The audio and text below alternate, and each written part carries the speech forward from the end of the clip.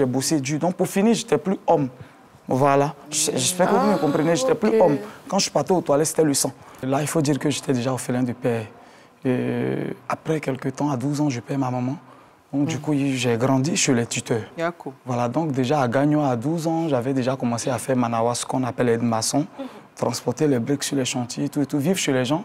C'est dire qu'on n'a jamais raison même. Quand tu n'as plus de papa, t'as pas maman, tu n'as jamais raison. Très bien. Et voilà un peu ce dans quoi nous avons vécu. Donc du coup, la vie elle-même, même si tu étais paresseux, j'ai pour habitude de dire dans mes jargons, même quand tu ne sens pas odeur, mais les poils de tes narines brûlent, tu vas avoir l'odorat forcément. Face aux difficultés, quand on n'a personne, voilà, quand on a le dos au mur, forcément la seule solution qui reste, c'est de foncer. Donc même si tu n'étais pas courageux, tu deviens courageux. Voilà comment les choses sont parties. J'ai eu la chance d'aller à l'école, avoir le bac. Voilà, et en 2009-2010 et après là, mais bien avant ça, pour pouvoir me défendre, l'école était payée par mon grand frère. Voilà, je lui dis merci au passage, mais voilà, il faut, après ça, après l'école, après le quartier, après les trucs, il faut vivre. Donc c'était difficile. Voilà comment est-ce qu'un ami m'a dit un jour, ben, allons, je connais quelque part où on peut prendre les ceintures à 250 francs et on va à la zone à Koumassi, on les vend à 500. Donc tu payes 24 ceintures, voire à 5000 francs, pareil, la douzaine coûtait 2500. Il fallait les revendre, tu as automatiquement le double du prix.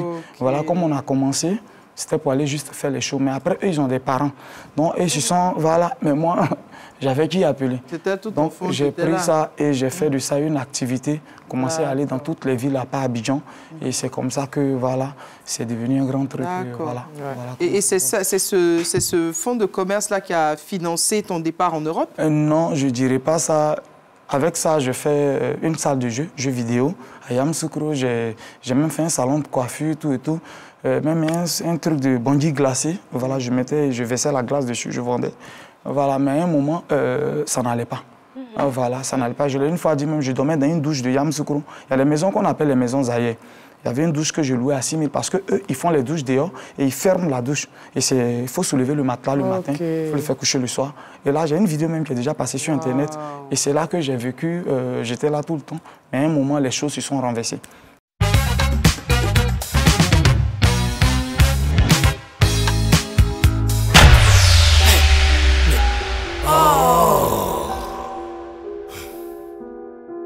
T'es pas au courant? Avec Wave, tu peux recharger ton énergie prépayée CIE. Du 1er au 31 juillet, pour ton premier achat d'énergie prépayée CIE, Wave t'offre 1000 francs de bonus. Et j'ai bien dit pour le premier achat, hein? Maintenant tu es au courant. Même la maison qui coûtait 6 000, j'arrivais plus à la payer. L'eau, 500 par mois, j'arrivais plus à payer. Le boutiquier, on s'est vu en Allemagne. Il m'a appelé de l'Allemagne, je lui devais 7 000 francs. Même le boutiquier. En Allemagne? Oui, de l'Allemagne. Non, ça c'est une parenthèse qui nous intéresse. Explique-nous. Je suis en train de faire un direct un jour, et puis bon, c'est lui qui m'a appelé de l'Allemagne. Il m'a écrit, c'est moi Mustapha, à Yamoussoukro, à Sabou. Donc, du coup, j'ai pas trop considéré. Comme j'ai le WhatsApp sur le truc, j'ai même fait une vidéo pour lui dire merci, rendre hommage. Si je pouvais rembourser comme il venait, lui, il venait d'arriver en Allemagne et que moi, j'avais déjà un peu fait 2-3 ans en Europe. Donc, je voulais lui apporter de l'aide. Il a dit non, que toi, je t'avais déjà dit que tu es courageux, que tu allais réussir. Donc, ça ne m'étonne pas quand j'ai vu ta part. Je devais 7 000 francs, parce que je prenais du riz et huile pour pouvoir manger. C'est comme ça que je suis parti à 4 h du matin. Donc, comment tu pars en Europe, du coup? J'arrive au village, chez mon oncle, dans mon village maternel à Ongué. C'est lui qui me reçoit. Et du coup, il me dit, ne sois pas découragé. Voilà. Si ton Moïse est parti, Dieu va t'envoyer ton Josué pour t'envoyer à Canaan. Voilà comment je fais 9 mois dans une église où je priais jour et nuit. Mais en même temps, je partais faire chant de riz. Voilà, j'ai fait un petit salon de coiffure là-bas. Et vu mon courage, ma détermination, un matin, m'a réveillé. Et il m'a dit, voilà 500 000 francs, que je vois ton étoile sur ma maison. C'est mon oncle, le cousin même de ma maman, même pas le frère direct de ma maman et le cousin. Lui et ma maman, même père. C'est-à-dire leurs deux parents, même père, même mère. Bété, on va nous expliquer la généalogie, d'accord. Juste pour dire que il a raison en plus. Non, c'est l'oncle en question qui t'a aidé en fait à partir. Le cousin de ma maman, je ne sais pas si on doit appeler ça oncle. Mais c'est ton oncle. C'est ton oncle. Oui. Il n'est même pas le frère direct. C'est ça, mais c'est ton oncle. Mais c'est le sang. Je veux juste montrer son cœur. C'est le sang, c'est le sang. Et donc, du coup, il t'aide quand même à partir en Europe. Quand tu partais en Europe, maman, il m'a donné 500 000, je suis allé en Tunisie. D'accord. J'ai acheté le billet d'avion, je suis arrivé en Tunisie. 1 an, 3 mois après, et t'es passé la par Tunisie. Voilà, et Ça, j'ai c'est traversé. dangereux, par contre. Je ne conseille pas cela à personne parce que j'ai fait 4 mois parce que c'est de dangereux. vie dure, de vie pénible en Libye. Donc, je ne conseille pas. D'accord. Déjà, quand je quittais la Côte d'Ivoire, c'était juste d'avoir un bon capital et revenir faire mes affaires au pays.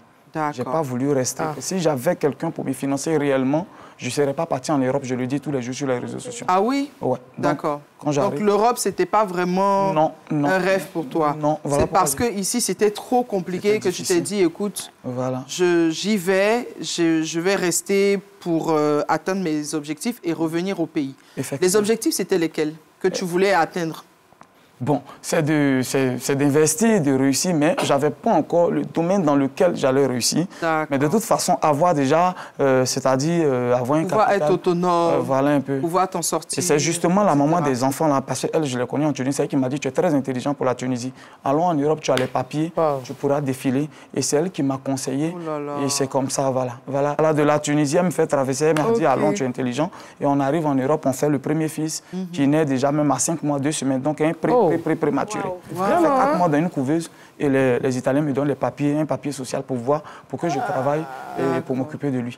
Voilà comment est-ce que je transforme et je crée ma première entreprise appelée Gizo Coiffure, où je fais mon salon de coiffure. Là-bas en Italie? Oui, en Italie, oui, à Bologne. Donc, salon de coiffure à Bologna? À Bologne, oui, à Bologne. Voilà. Et du coup, là, je pouvais désormais défiler. Parce que quand tu travailles en Italie, pour quelqu'un, tu as que 2-3 semaines ou 1 mois de vacances. Moi, je pouvais défiler. Donc, je pouvais venir 2 fois, 3 fois. Je venais prendre les médicaments indigènes, les pirigeois, tout, éponge, même tout ce qui est africain. Mais ça, c'est quel choix? Lui, il n'a pas oublié en fait d'où il venait. Il adore ça. C'est quel choix de business de vendre des pirigeois et des médicaments africains en Europe? En fait, j'ai travaillé d'abord quelque part 6 mois, ils ne m'ont pas pris, ils ne m'ont pas retenu, 3 mois quelque part dans un supermarché. Et après, je décide d'aller décharger les voitures dans une entreprise de courrier. Donc, je déchargeais les voitures et c'est ce qui m'a épuisé. Je pouvais monter à 7 h, à 16 h et je descendais le lendemain à 9 h. Voilà comment j'ai bossé dur. Donc, pour finir, je n'étais plus homme. Voilà. J'espère que vous me comprenez, je n'étais plus homme. Quand je partais aux toilettes, c'était le sang. Et ça n'allait plus. C'est comme ça que j'ai appelé au pays. On m'a envoyé un médicament qui m'a soigné en même temps qui a dépassé mes soignés. Donc, du coup, il fallait que je parle de ça dans l'entreprise. Oui, et c'est comme ça qu'est partie la vente des médicaments. Quand j'ai donné aux uns aux autres, du coup, tout le monde... Le résultat même est là. Il était très bon. Il y a d'abord Gougaï, mais le résultat même était bon. Il faisait sourire la maison.